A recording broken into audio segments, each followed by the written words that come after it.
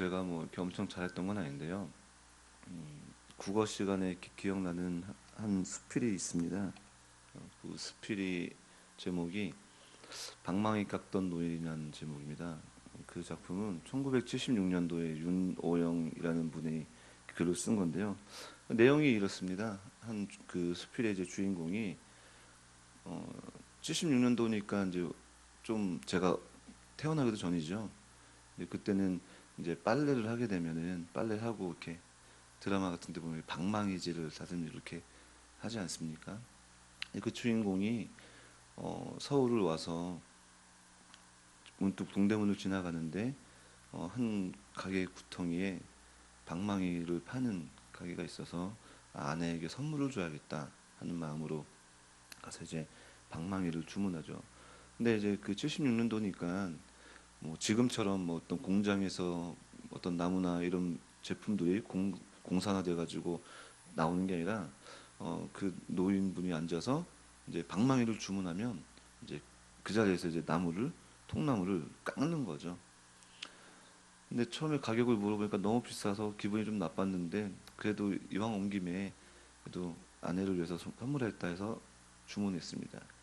그래서 이제 그 방망이 깎던 그 노인이 계속 이제 깎는 거죠. 처음에는 뭐 능숙하게 깎아서 아 금방 되겠다, 차 시간까지 되겠다 생각했더니 이제 어느 정도 모양이 윤곽이 나오고 나서부터는 너무 느리고, 또 깎다가 저쪽으로 가서 곤방대로 담배 한 대씩 이렇게 피고, 그러니까 이 주인공은 차 시간이 다가오는데 너무너무 애가 타고 자기가 봤을 땐 이제 아 이 정도만 하면 되는 것, 그냥 주면 되겠는데 아 좀 그냥 주시면 안 되겠냐 했더니 아 그러면 안 팔겠다고 딴 데 가라고.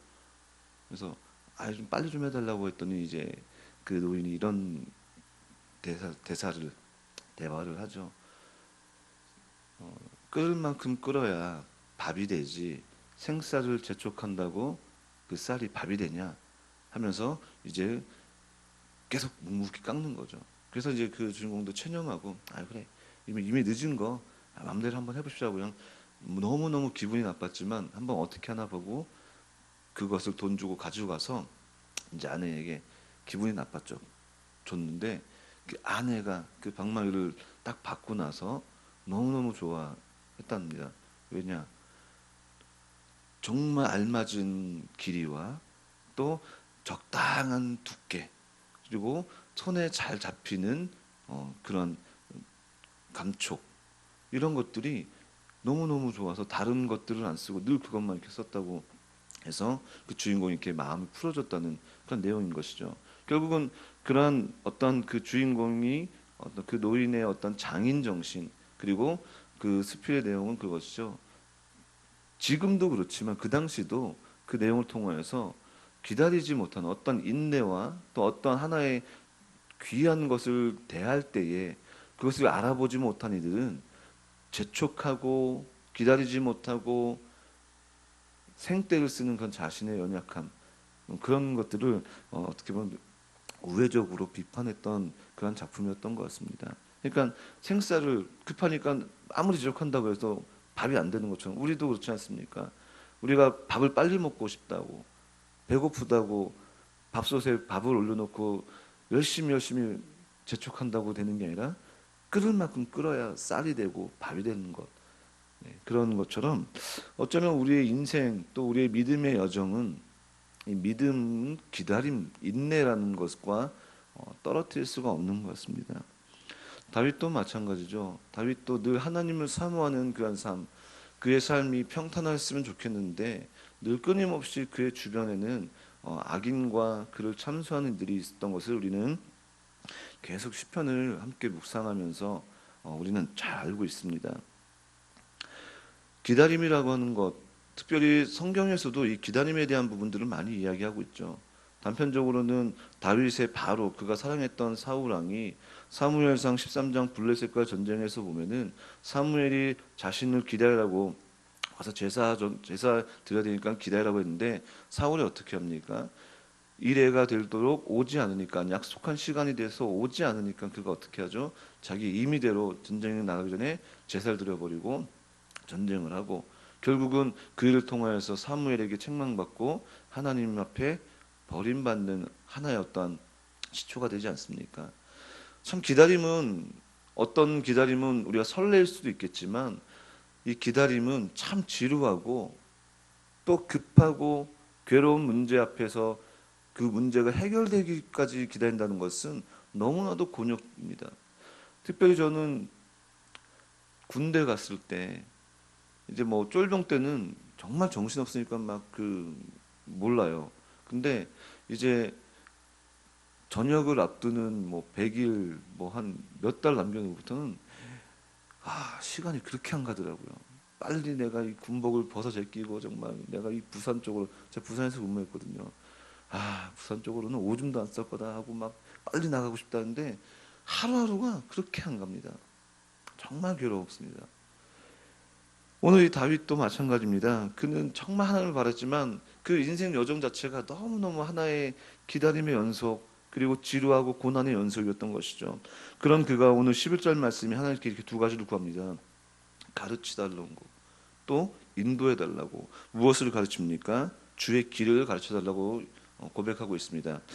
이 길은 언어를 보니까 따르카케라는 단어를 사용합니다. 이거는 일반적으로 사용하면 이 따르카케라는 단어는 여정, 여행이라는 단어입니다. 여행. 근데 이 단어가 하나님과 관계되면은 다른 의미로 사용됩니다. 하나님의 길, 하나님의 여정, 하나님의 말씀을 따라가는 삶, 이렇게 표현할 수 있는 것이죠. 그러니까 다윗은 그가 하나님을 사랑한다고 고백하면서 늘 그 하나님께 구하는 것들이 무엇이냐? 내가 하나님과 동행하는 여정을 늘 하나님 나에게 가르쳐 달라고 구하고 있는 것입니다. 여기서 이 가르쳐 달라고 하는 것은 무엇입니까? 결국은 다윗도 하나님을 알 만큼 알고 하나님을 경험할 만큼 경험하고 또 하나님을 통해서 수없이 많은 전쟁들이 승리했지만 그는 여전히 하나님에 대한 궁금증, 하나님에 대한 의문들이 늘 있었습니다. 그러나 그것이 어떠한 많은 연구를 하고 수없이 많은 말씀을 본다고 해서 알 수가 있습니까? 성경과 그리고 우리의 신앙은 그렇게 이야기하지 않습니다. 우리는 하나님께서 자신을 보여주는 것만큼 우리는 하나님을 알 수가 있는 것입니다. 결국은 우리는 하나님 알 수 있는 방법은 딱 한 가지밖에 없습니다. 이 말씀. 그래서 제가 신학교 다닐 때 공부할 때는 이렇게 이야기합니다. 하나님께서 자신을 조명해 주시는 만큼 우리는 하나님을 알 수 있다. 우리가 아무리 성경을 수만 번, 수천 번 봐도 그것을 달달 외운다고 할지라도 실제로는 성령님께서 그것을 조명해 주지 않는다면 우리는 알 수가 없다는 것이죠. 그래서 요한복음 14장 26절에 예수님께서는 성령을 약속하시면서 이렇게 이야기합니다. 보혜사 곧 아버지께서 내 이름으로 보내실 성령, 그가 너희에게 모든 것을 가르치시고 내가 너희에게 한 말을 생각나게 하실 것이다 라고 말씀하신 것처럼 우리는 물론 이 말씀을 외우고 암기하면서 하나님의 이런 부분이나 라고 얘기했지만 실제로 이 말씀도 사실은 하나님에 대한 100%를 우리에게 알려주지 않습니다. 아마 우리는 이제 하나님 나라에 갔을 때 하나님을 얼굴과 얼굴 마주하는 것처럼 했을 때 하나님이 이 말씀보다 더 큰 분이었구나 이렇게 고백한 날이 분명히 올 것입니다. 이제 우리가 이 땅을 살아가는 가운데 알 수 있는 것은 이 말씀 또 성령님께서 조명해 주신 만큼 우리가 하나님을 알 수 있기 때문에 오늘 이 다윗의 고백처럼 우리는 늘 구해야 되는 것이죠. 하나님, 제 길이 지금 이 제가 상황이 이게 정말 맞는 건지 모르지만 하나님 가르쳐 주십시오. 하나님 정말 하나님의 뜻이 어떤지를 저는 깨닫게 해주십시오. 이렇게 구하는 인생이 우리 인생이 되어야 될 줄 믿습니다. 다른 어떤 지혜도 아니고 사람의 조언도 아니고 우리는 늘 성령님 안에서 하나님의 길을 구하고 가르쳐달라고 엎드리는 우리의 기도 자리와 또 우리의 삶이 되길 간절히 소망합니다. 또한 그는 원수로 인하여서 평탄한 길을 인도해달라고 구하고 있습니다. 이 원수라고 표현하는 이 단어를 보니까요, 보통 구약에서는 이 원수라는 단어를 사용할 때에 오이에브라는 히브리어하고 그리고 차르라는 단어를 사용합니다. 그러니까 자기의 대적, 자기를 미워하는 자라는 이렇게 표현이죠. 근데 오늘 이 다윗은 여기에서 이 원수라는 단어가 다른 아까 방금 얘기했던 것처럼 오이에브나 차르가 아니라 사라르라는 단어를 사용합니다. 이 사라르라는 단어는 뜻이 조금 다릅니다.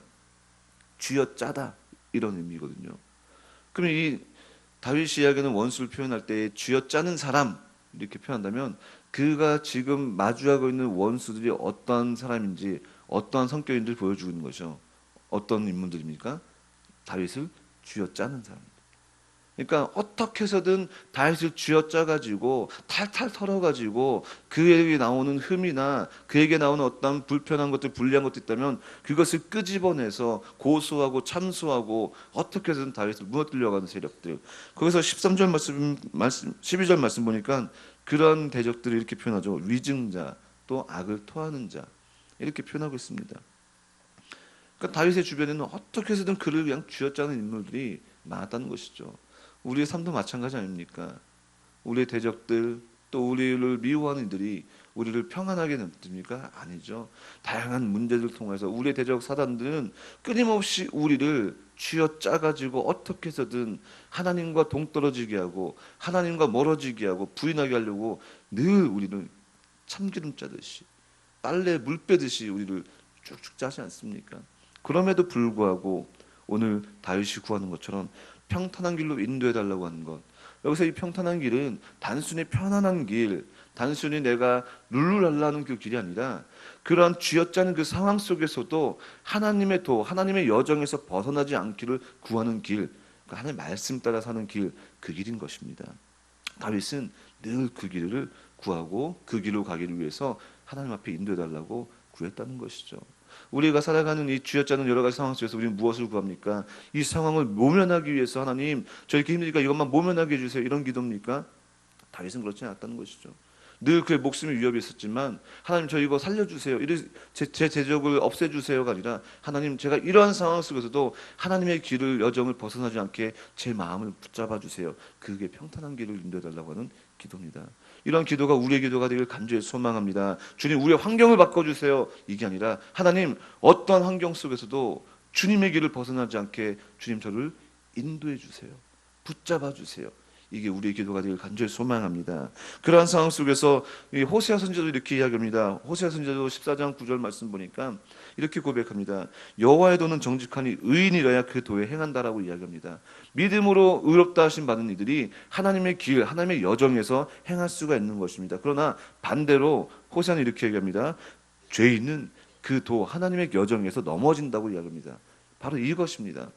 우리 믿음으로 하나님의 여정으로 또 그 기다림과 그 인내에 당당히 걸어나가는 우리 모두가 되길 간절히 소망합니다. 그러한 대적들이 12절 말씀 보니까 늘 생명을 해하려고 합니다. 그리고 늘 다윗을 치려고 하는 것처럼 우리의 대적들도 마찬가지로 늘 우리 주변에서 우리를 치려하고 또 우리를 넘어뜨리려고 합니다. 위급한 상황인 것이죠. 위급한 상황이고 늘 대적들은 늘 우리 주변에서 늘 맴돈다는 것입니다. 그러면서 13절 말씀 보니까 다윗은 이렇게 고백합니다.